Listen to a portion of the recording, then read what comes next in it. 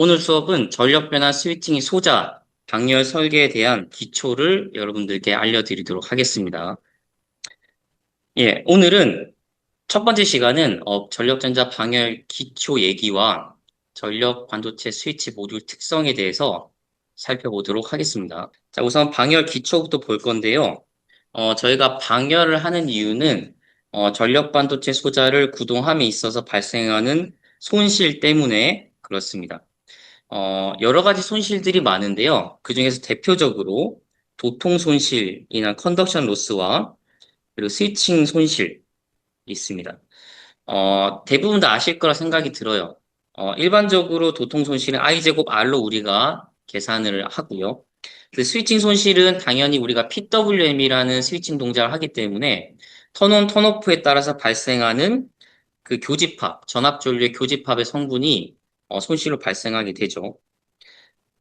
여기 밑에 보시면 반도체 소재 양단의 순간 전압을 V, 전류를 ISW라고 한다면은 그 순간 전력은 이렇게 됩니다. 여기서 말한 순간 전력은 스위치에서 발생한 순간 전력이겠죠. 스위치는 뒤에도 나오겠지만 드레인 소스로 흐르는 전류와 그리고 드레인 소스 양단의 전압으로 표현할 수가 있습니다. 평균 손실은 주기로 민값 취하듯이 적분하게 되니까 이렇게 나오고요. 소자의 동작 구간에 따라 나누게 되면은 컨덕션 로스와 그리고 턴온 로스, 턴오프 로스 이렇게 구성이 되어 있습니다. 자, 이거는 일반적인 파워 반도체인데 우리는 전력전자를 다루기 때문에 교류 전원이든 직류 전원이든 들어오면은 내가 원하는 교류나 직류로 만들어 주는 거고 그 과정이 PWM으로 하게 됩니다. PWM은 스위칭 액션이기 때문에 거기서 따라 발생하는 스위칭 손실들이 있겠죠. 그리고 쭉 턴온되면은 전도 손실이 발생하게 됩니다. 오늘의 주제는 전력 반도체 소자에 대한 방열 설계인데요. 여러분들이 전력 반도체 소자를 마주하게 되면은 이런 패키지 타입 많이 볼 것 같아요. TO242인 걸로 알고 있고, 그 다음에 대용량을 하게 되면은 이렇게 패키징을 하게 됩니다. 여기 이렇게 네 덩어리가 예시로 보여지게 되는데, 뭐 이거는 정확하게는 알 수는 없지만, 뭐 H 브릿지 중에서 하프레그 이런 식으로 쓰이지 않을까, 또는 풀레그 이런 식으로 쓰이지 않을까라고 예상해 볼 수가 있겠죠. 이 스위치 하나당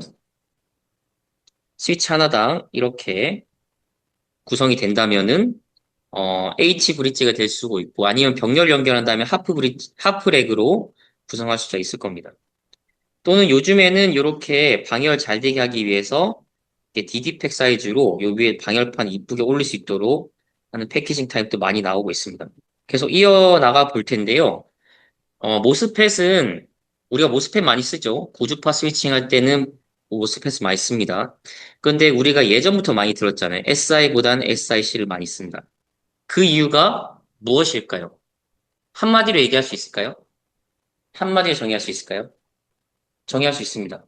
제가 생각하는 한마디의 정의는 빠르고 손실이 적기 때문입니다.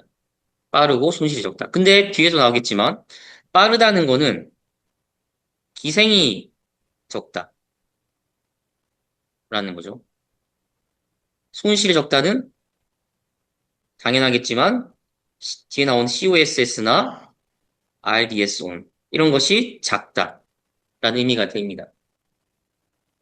기생값들은 주로 C하고 R로 표현되는데, 스위칭 속도의 특성을 결정하는 거는 C값에 의해서 결정이 되고요. 손실은 주로 RDS on에 의해서 결정되는데, 제가 요 적어놓은 COSS는, 보통 하드 스위칭 하게 되면은, 저게 영향을 받습니다. 저 팩터에서 영향을 받기 때문에, 저 C값도 굉장히 중요합니다. 자, 모스펫은 도통 손실부터 보면은, 모스펫 의 양단에 걸리는 전압은 이렇게 되죠. 드레인 전류와 RDS on. 근데 RDS on은 정션 템퍼러처의 디펜던트, 종속적입니다. 도통 손실은 우리가 이렇게 표현할 수가 있고요. 결국엔 전류 RMS의 제곱 곱하기 RDS on이 되는데 이 RDS on은 일반적으로 이제 앰비언트 템퍼러처가 25도니까 25도일 때 저항값이 있을 거고, 뭐 그때 만약에 200A 흐른다라고 한다면 I제곱 R로 치하면 240W가 됩니다. 그러면 이 스위치가 견뎌야 되는 240 그 와트가 240W라는 거고, 우리 오늘의 목적은 스위치의 손실이 이 정도 나기 때문에 이 손실을 방열판으로 내보내야 합니다. 그러니까 열이죠, 열. 이 240W라는 거는 TV를 대충 2개 킬 수 있는 전력인데, 이게 스위치 그 조그마한 데 다 발생한다는 거예요. 그렇기 때문에 이 경우는 히트싱크를 굉장히 크게 달아가지고 팬도 불어줘야 되겠죠. 그래서 이 240W를 어떻게 우리가 효과적으로 에어로 보낼 것이냐, 공기 중으로 보낼 것이냐라는 겁니다. 그런데 RDSO는 이제 정션 템퍼러처에 의해서 디펜던트 하다고 말씀드렸죠. 근데 올라갑니다. 근데 생각해 볼 수 있어요. 일단 일반적으로 거의 대부분의 소자는 온도가 올라가면은 손실이 올라갑니다. 스위치 같은 경우는 우리가 필요하면 병렬로도 연결하잖아요. 이렇게. 근데 우리가 병렬로 연결해서 쓰다 보면은 이 언밸런스 날 수 있잖아요. 그죠? 근데 언밸런스가 나면은 예를 들면 얘가 뭐 5A다. 얘가 뭐 6.0A다. 언밸런스에 의해서. 그러면은 당연히 요 스위치 2가 더 손실이 크고 온도도 올라가겠죠. 그런데 온도가 올라가면은 뭐가 올라간다 했죠? RDS온이 올라간다. RDS온이 올라가면 뭐다? 저항 디바이더에 의해서 전류가 떨어진다. 그러면은 패시브하지만 일단 자동적으로 밸런싱이 잡혀지는 효과가 있습니다. 자, IGBT로 보게 되면은 모스펫에 비해서 IGBT는 스위칭 속도는 느리지만 용량이 굉장히 크죠. 왜냐하면 BJT의 용량이 크기 때문에 그렇습니다. 그래서 빠르게 드라이빙하는 이 모스펫이 있고 대전류를 담당하는 BJT가 이렇게 하이브리드로 있는 게 IGBT인데요. IGBT는 여러분들이 데이터 시트를 보게 되면은 RDS온이라는 단어를 찾아볼 수가 없을 겁니다. RDS온. 이거는 모스펫에서 쓰는 용어고요. IGBT의 도통 손실은 이렇게 됩니다. 두 가지로 나누게 되는데요. 결국에는 평균값을 취하게 되면은 요 DC 옵셋 성분 VI 요 표현되는 것과 I 제곱 R 그런데 이거는 컬렉터 이미터로 등가 보이는 저항 값이 됩니다. 그래서 도통 손실은 IGBT에서의 도통 손실은 이렇게 두 가지 성분으로 나눌 수 있게 된다라는 겁니다. 데이터 시트 보면은 어떤 동작점에서 이 옵셋 전압값과 RCD 값이 나오는데 우리가 요거 정보를 바탕으로 해가지고 우리의 동작점에서는 얼마만큼 바뀌어서 보이느냐라고 하는 거는 선형 분사화에서 우리가 알 수가 있습니다. 다음은 스위칭 손실입니다. 스위칭 손실은 우리가 아주 잘 아는 것처럼 교집합되는 부분에 대해서 이온 이오프가 있고요. 요거는 IGBT와 SIC 데이터 시트에 들어가면은 요 이온 이오프 정보가 있습니다. 요거는 밑에 보시는 것처럼 전류와 전압의 곱셈에 대한 교집합이 이렇게 되고 이거를 우리가 가장 대략적으로 보게 되면 삼각형처럼 나오거든요. 그럼 삼각형 형태로 나왔을 때는 대략적으로 이렇게 된다. 이게 면적이니까. 그리고 평균 전류로 하게 되면은 주파수를 곱해줘야죠. 1초당 손실이니까 주파수는 그 1초당 몇 번을 하느냐가 들어가 있는 거잖아요. 그래서 주파수를 곱해야만 파워로스가 된다. 근데 이온 이오프는 그 동작점에 따라서 특성이 바뀌거든요. 데이터 시트 보면은 대체적으로 그 스위치에서 권장하는 동작점에서 의 값을 나타내긴 합니다만 우리가 이온 이오프가 전압이 낮을 때 쓸 때도 있고 전류가 높을 때도 쓸 때고 있는 등 다양한 환경에서 쓸 수 있잖아요. 그렇기 때문에 이 이온 이오프는 달라질 수가 있고 여러분들께서 데이터 시트를 봤을 때 그 테스트 했던 그 값들 토대로 이게 비례해서 곱해서 적용하게 되면은 대략적으로 그 스위칭 손실이 맞습니다. 스위치 동작을 가까이서 쳐다보게 되면은 이런 식으로 구동하게 되는데요. 내용이 많기 때문에 제가 핵심만 말씀드리면 자, 1번, 2번, 3번, 4번 구간이 있습니다. 게이트 소스에다가 전압을 주게 되면은 슬로프를 가지고 올라가게 되는데 우리가 스레셔 볼테이지 값이 있잖아요. 요 값을 넘으면 일반적으로 뭐 N 레이어가 형성이 돼서 그 사이에 전자가 흘러서 도통이 된다라고 말을 합니다.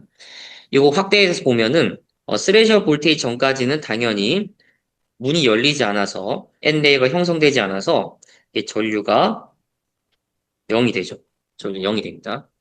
그래서 2번 스레셔 볼테이지 넘어가게 되면은 드레인 커런트가 올라가기 시작합니다. 이제 열리기 시작하는데요. 근데 중요한 건 뭐냐면 이 스레셔 볼테이지가 넘어서 어느 시점까지는 이 VDS가 컨스턴트하게 유지가 돼요. 하드 스위칭 구간이죠. 만약에 VGS가 어느 정도 차게 되면은 우리가 밀러 이펙트라는 게 있는데 밀러 이펙트는 보통 전자벨에서 많이 등장하잖아요. 플라스틱을 보게 되면은 대표적으로 이렇게 있는데 CDS, CGD. 근데 데이터 시트는 CISS, COSS 이런 식으로 표현합니다. 합산해서 보이긴 하는데 우리가 각각 노드별로 플라스틱을 보게 되면은 우리가 게이트 드라이빙 하는 거는 이렇게 댐핑 저항이 있을 거고, 자, 이렇게 드라이빙 하잖아요? 그럼 RC 로우 패스 필터처럼 저렇게, 스위칭 신호가 넘어가게 됩니다. 넘어가게 돼서 CGS의 전화를 차징했다가 뺐다가, 차징했다 뺐다 하면서 요 전류를 열었다 닫았다, 열었다 닫았다 하는 게 스위치 역할이죠. 역할인데, 요 CGD 있잖아요, 요게 이펙티브하게 쭉 넘어가 보이면은 밀러 이펙트에 의해서 굉장히 크게 보입니다. 데이터 시트를 보이게 되면은 예시로 들면 이게 만약 1나노다라고 하면은 얘가 한 10피코 굉장히 작습니다. 10분의 1 이상으로 작아요. 그런데 이게 등가에서 넘어오게 보게 되면은 밀러 이펙트죠. 등가에서 넘어오게 되면은 CGS만큼 굉장히 커 보이게 돼요. 근데 이게 스위칭 동작할 때도 이렇게 보이게 되는데 여기 보이시는 밀러 플래튜, 이 밀러 효과에 의해서 이 CGD를 다시 충전하게 되는 그런 구간이 있습니다. 3번 같은 경우는 CGS를 이미 충전하고 나서 밀러 이펙트에서 보이는 CGD를 충전하는 구간이 존재한다. 라는 겁니다. 이때 CGD를 쭉 충전하게 되면은 그제서야 VDS가 쭉 감소하게 되는 거죠. 어느 정도 슬로프를 가지고. 당연하겠지만 이 밀러 플래트 효과가 적으면 적을수록 더 좋은 스위치다 라는 의미가 됩니다. 저건 웬만하면 없으면 좋겠다라는 거죠. 스위치 입장에서. 그래서 이 시간은 이렇게 수식으로 표현이 꽤 복잡하게 됩니다. 그래서 구간 3 같은 경우는 VGD, 그러니까 CGD를 충전하는 구간이죠. VGS는 거의 일정한 상태로 일단 유지된다고 볼 수가 있습니다. 나머지 4번은 fully enhanced, fully turn on 됐다고 한다면은 그제서야 전류는 이렇게 턴온이 완전하게 됐고 전압은 제로가 되는 거죠. 전압이란다면 DS, 드레인 소스 전압을 얘기하는 겁니다. 이런 식으로 스위칭 시퀀스가 결정이 됩니다. 여담을 말씀드리면 스위치 특성들이 데이터 시트를 통해서 볼 수가 있는데 커패시턴스로 우리가 스위칭 속도의 특성을 볼 수 있다고 했잖아요. 여러분들이 봤을 때 데이터 시트를 보았을 때 C 값, Q 값들이 있을 겁니다. 왜냐면은 Q는 CV니까 비례하게 되죠. C 값과 Q 값이 크면 클수록 스위칭 속도는 훨씬 더 특성이 좋지 않습니다. 대신 뭐가 좋아지냐? 일반적으로 같은 사이즈, 같은 반도체 다이라고 한다면은 전류 용량이 늘어납니다. 전류 용량. 그래서 우리가 스위치에 대한 기본 상식이 뭐냐면 도통 손실과 스위칭 손실. 제가 앞에서 얘기했죠. 자, 요 두 개가 있는데 같은 사이즈 안에서 도통 손실과 스위칭 손실을 둘 다 좋게 할 수는 없어요. 왜? 도통 손실은 RDS 온에서 결정된다고 했고 스위칭 손실은 COSS 또는 보게 되면 EOSS라는 단위가 있습니다. 요것들이 트레이드 오프예요. 트레이드 오프. 전력 반도체 소재 공정이 그래요. 그래서 여러분들이 전력 반도체 소자를 딱 봤을 때 도통 손실이 막 10mm 오면 엄청 좋네? 근데 하드 스위칭 하거나 스위칭 속도를 높이게 되면은 주파수를 높이게 되면은 스위칭 손실이 너무 커져가지고 쓸 수가 없다. 그래서 우리의 적합한 어플리케이션에 맞게 적절한 스위치 선정하는 것이 대단히 중요하다라는 걸 말씀드립니다. 자, 그 이외에도 바디 다이오드라고 불리는 거. 그 바디 다이오드는 스위치가 꺼졌을 때 역방향으로 전류가 흐르도록 패스를 형성해 주는 거잖아요. 근데 일반적으로 바디 다이오드는 그쪽으로 흐르게 하는 걸 원치 않습니다. 당연하겠지만 포워드 볼테이지 드랍이 너무 크기 때문에 좋지 않고 요런 그래프 많이 보셨을 겁니다. 전압이 이렇게 역방향 걸렸을 때 전류가 잘 흐르다가 역으로 픽 생겨서 되는데 요 면적에 해당되는 성분이 역방향 누설 전류에 의해서 발생하는 큰 손실입니다. 여러분이 스위칭할 때 요 VDS 양단이 순간적으로 포워드 바이어스 해서 전류가 쭉 흐르다가 역방향으로 그러니까 역방향에 한다는 VDS가 양이라는 의미겠죠. 뭐, 저기 100볼트가 될 수도 있고, 200볼트가 될 수 있고, 스위치가 꺼졌을 때 얘기하는 겁니다. 스위치가 꺼져서 순간적으로 역방향이 탁 걸리면은 이런 식으로 전류가 팍 생긴다라는 겁니다. 그럼 저것들이 다 엄청나게 큰 손실이 발생하는 건데, 그래서 우리가 SI 대신에 SIC 쓰는 이유이기도 합니다. SIC는 SI 대비해가지고 스위칭 속도도 빠르고 기생값도 작아서 좀 좋지만 그와 동시에 정션 커패시턴스, 이펙티브하게 보인 정션 커패시턴스 값이 굉장히 작기 때문에 역방향을 순간 걸어주더라도 그 순간적인 리버스 커런트가 거의 없습니다. 요 QRR이라고 하는데 리버스 리커버리입니다. RR. 리버스 리커버리 값이 굉장히 적기 때문에 손실이 매우 작다. 그래서 SIC를 쓰는 것도 굉장히 큰 이유다. 라고 보시면 될 것 같고. 종합적으로 스위치 손실을 보게 되면은 컨덕션 로스, 도통 손실이라고 얘기했습니다. 그 다음에 스위칭 손실, 그 다음에 다이오드 손실이 이렇게 있다. 자, 데이터 시트를 한번 가져와 봤어요. 제가 현재 쓰고 있는 데이터 시트 아무거나 가져와 봤는데요. 자, 보면은 650V. 당연히 DS 전압이죠. 최대의 DS 전압. 뭐 트렌치 파워 디바이스로 표현되어 있고, 뭐 M1은 요거는 인피니언 거 같은데, 요거 제품 시리즈입니다. 시리즈고, 요 쿨이라는 거는 그만큼 방열을 잘할 수 있다. 라고 쿨이라는 그냥 명칭을 붙여줬고, 그 다음에 SIC, 실리콘 카바이드가 됩니다. 이게 쭉 설명이 되어 있죠. 이건 당연히 뭐 자기께 좋다라고 쭉 어필하는 거죠. 자, 그 다음에 보게 되면은 숫자를 좀 볼까요? 자, 일단 로우 QRR 방금 배웠죠? 리버스로 걸리는 리버스 리커버리 Q 값이 굉장히 작아서 스위칭 할 때마다 발생하는 역전류에 대한 손실이 굉장히 적다. 자, 그리고 여기 보면은 TJ라는 단어가 이제 계속 등장할 겁니다. 정션 템퍼러처, 접합부, 반도체 접합부 템퍼러처인데 이 값이 최대로 가질 수 있는 게 175고 이상 되면은 터진다. 자, 쭉 보면은 첫 번째 페이지 제가 캡처해서 갖고 온 겁니다. 이게 있어요. 자, VDS가 650이고 당연히 동작점에 따라서 디레이팅이 발생합니다. 디레이팅. 디레이팅이 뭐죠? 내가 650볼트만큼 쓸 수 있었는데 내가 전류를 많이 흘린다든지 아니면 손실이 커진다든지 온도가 올라가면은 저 650볼트의 상한선이 점점 줄어든다라는 거예요. 디레이팅 된다고 표현하거든요. 일단 25도 제일 좋은 조건에서 보면은 650볼트까지 쓸 수가 있다. 즉, 우리는 마진을 그래도 안전하게 가져가려면은 일단 400볼트까지는 안전하게 쓸 수 있겠구나라는 생각을 할 수가 있습니다. 그리고 RDS-ON, 티피컬하게는 30mΩ. 이때가 제일 나름 좋겠죠. 제일 좋은 점이고, 맥스 42까지 올라갈 수 있다. 왜? 온도가 올라갔기 때문에 그렇겠죠. 자, 그 다음에 QG. QG가 뭘까? Q는 전하량이고 G는 게이트거든요. 게이트 쪽에서 차징에 필요한 전하량이 48 나노 쿨롱 정도 된다. 라고 표현하는 겁니다. 자, 48 나노 쿨롱이 어느 정도냐? 이거 좀 뒤에서 살펴볼 건데, 이 정도면은, SIC로서는 그래도 1메가까지는 구동할 수 있는 수준입니다.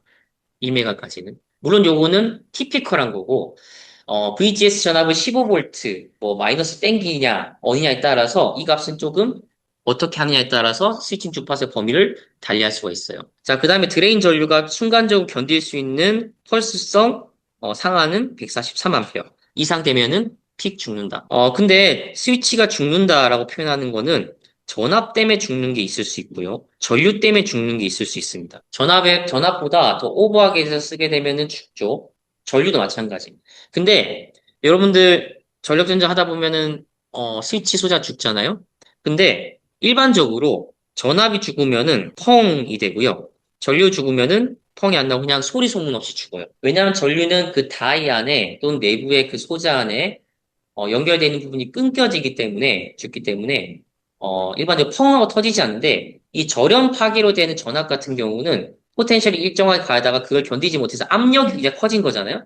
그래서 빵 터지게 되는 거죠. 그래서 죽는 현상에 따라서 전압이나 전류에 따라서 좀 달라질 수 있다. 자, 그다음에 QSS, EOSS 제가 앞에서 간단하게 언급했었죠. 이게 바로 스위칭 손실을 결정하는 것과 플러스 스위칭 속도를 결정하는 지표다. 자, 요 빨간색은 일반적으로 좀 다 아실 거라 생각드는데, 요 파란색은 모르실 것 같아서 제가 이렇게 정리를 해놨습니다. 나중에 보시면 될 것 같고요. 뭐 그 위에 굉장히 많은 지표들이 쭉 있습니다. 다 설명하면 너무 복잡하니까 굵직굵직한 거. 여러분이 딱 스위치 소재를 딱 봤을 때 제일 먼저 보셔야 되는 건 전압과 전류죠. 그러면은 자, 컨티뉴어스하게 흐를 수 있는 드레인 전류가 50A 정도 되는구나 라는 걸 알 수가 있어요. 근데 SIC의 장점은 뭐냐면은 보통은 이렇거든요. 여기 I, V 하면은 이런 식으로 곡선이 돼요. 이게 SI. 한다면은 SIC는 이 면적이 굉장히 넓어져요. 쓸 수 있는 거. 이게 뭐죠? 제가 말했죠. 디레이팅 때문에. 왜냐면 우리가 전류를 크게 쓰면 전압 디레이팅이 커져요. 커져요. 전압도 마찬가지. 전압이 커지면은 전류 디레이팅이 커져요. 근데 요만큼의 이익을 가져갈 수 있는 거죠. SIC가. 즉, 디레이팅 구간이 그렇게 크지 않다라고 보면 돼요.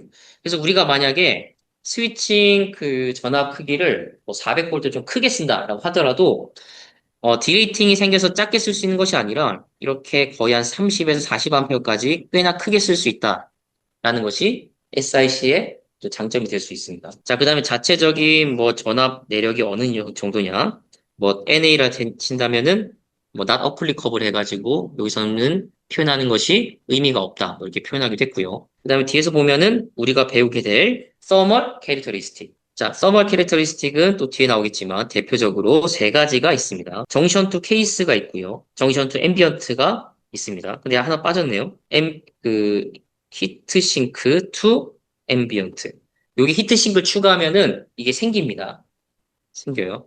자, 보게 되면은, 정션 투 케이스는 일반적으로 작습니다. 바로 딱 붙어 있기 때문에 그래요. 정션 투 앰비언트는 당연히 방열판 붙이지 않은 상태이기 때문에 요게 62. 이게 얼마나 큰 걸까요? 만약에 스위치에서 1W의 손실이 발생하면은 스위치 온도가 델타 T가 62도 올라간다는 거예요.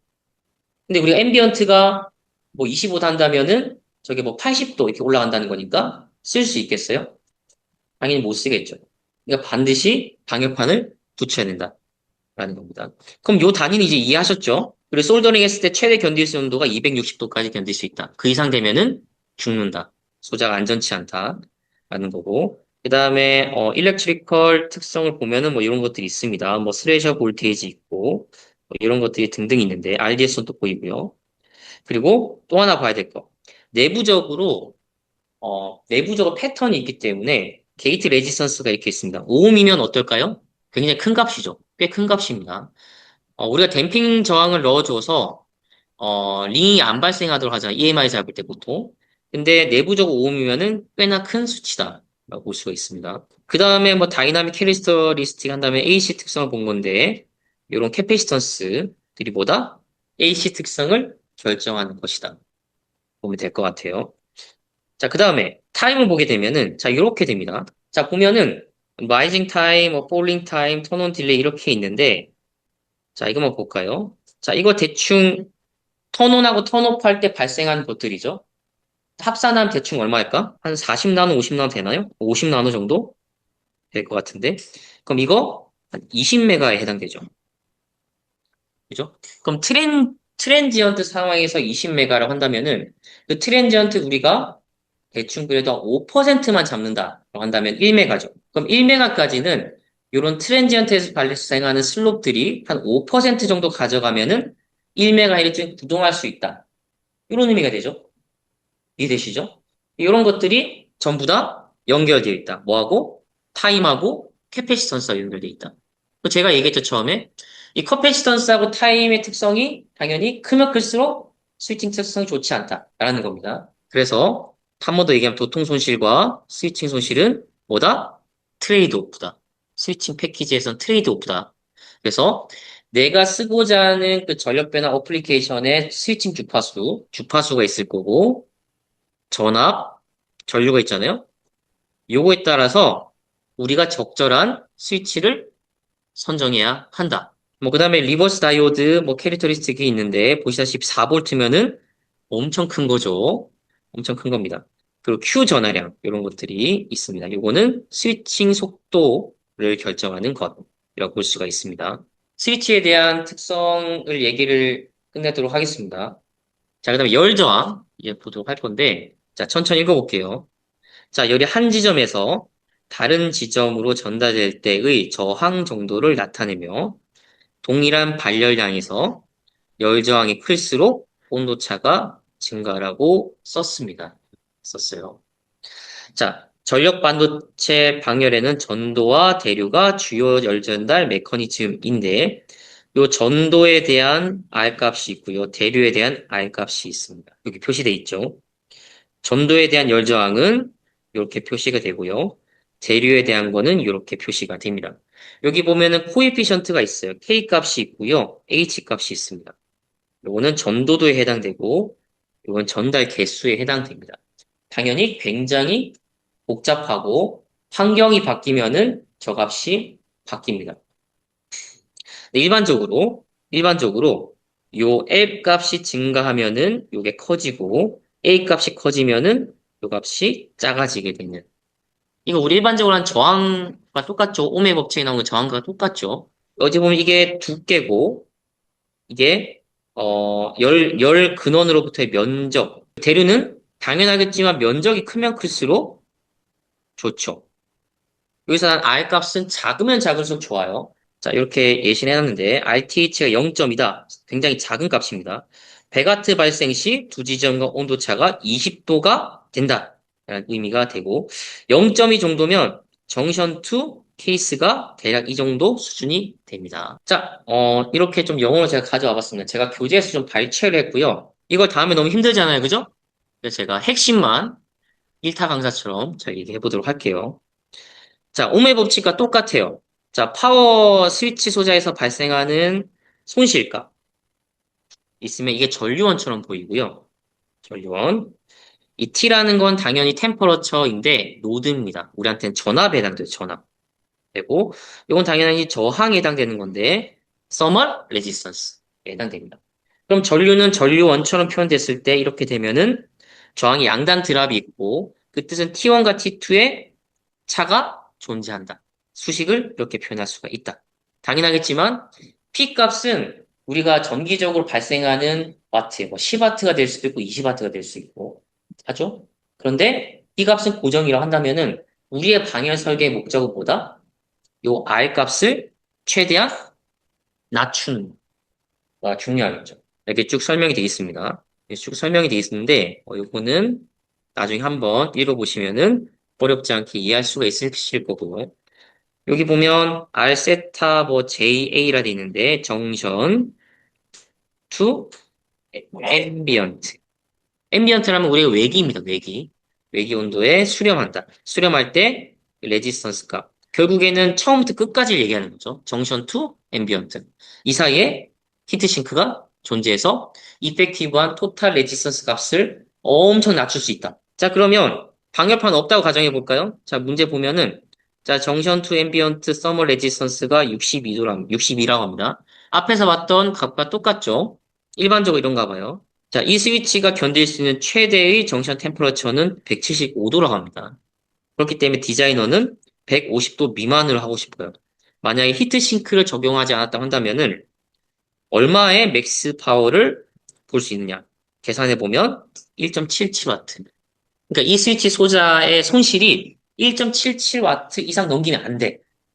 1.77와트 됐을 때 150도가 된다.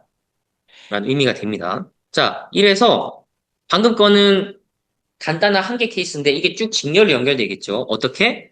히트싱크가 연결됨으로써 이펙티브한 레지스턴스 값이 쭉쭉쭉 감소합니다. 이렇게 연결돼서 쭉쭉 감소합니다. 그러면 요건 대표적으로 세 가지가 있는데, 정션 투 케이스가 있고, 케이스 투 히트 싱크가 있고, 히트 싱크 투 앰비언트가 있습니다. 자, 그런데, 정션 투 케이스는 우리가 어떻게 할 수 없는 포인트. 맞죠? 자, 케이스 투 히트 싱크는 뭐죠? 이 사이에 우리가 뭘 하죠? 방열 패드, 구리스. 열심히 바르잖아요. 그죠? 뒤에 나오겠지만, TIM이라는 단어 등장하는데, 요 값에 의해서 결정이 되는 것들. 당연히 좋은 방열 패드, 좋은 그리스를 쓰면은 저 값이 훨씬 더 작아지는 거고, 저거는 어쨌든 간 그 화학적인 재질에 의해서 결정되는 거잖아요. 그렇다 치면은 우리의 목적은 뭐다? 요거. 우리가 할 수 있는 거. 이거를 최대한 낮추는 거가 필요하겠죠. 그래서 우리가 오늘은 요 RSA라고 하는 거를 최소화시키는 거를 좀 진행해 보도록 할 겁니다. 자, 요거는 문제풀이 예시인데 딱 하나만 볼게요. 자, 데이터 시트를 봤더니 정션 투 케이스가 이렇다. 서머 레지스턴스 from 블라블라브가 이렇다. 합니다. 만약에 디바이스가 히트싱크에 마운트 됐는데 그 서머 레지스턴스가 7.2라고 한다면은 앰비언트가 40도일 때 150도를 넘지 않도록 하는 맥스 파워가 얼마냐 묻고 있어요. 그럼 당연히 직렬로 보이는 거니까 쭉 직렬 연결하고 이 차이만큼 해서 하면은 11.5와트. 앞에서는 1.77와트밖에 못했는데 11.5와트만큼 견딜 수가 있다. 뭐 이렇게 예시가 쭉 있는데 이건 좀 넘어가도록 할게요. 단순 산수여서 넘어가도록 하겠습니다. 그리고 제가 이거 추가했는데 타임 베어링 템퍼러처를 해가지고 우리가 저건 스테디 스테이지 값이고 열원이 발생했을 때부터는 이 앰비언트부터 쭉 이렇게 쭉 올라갈 거 아닙니까? 쭉 올라가잖아요.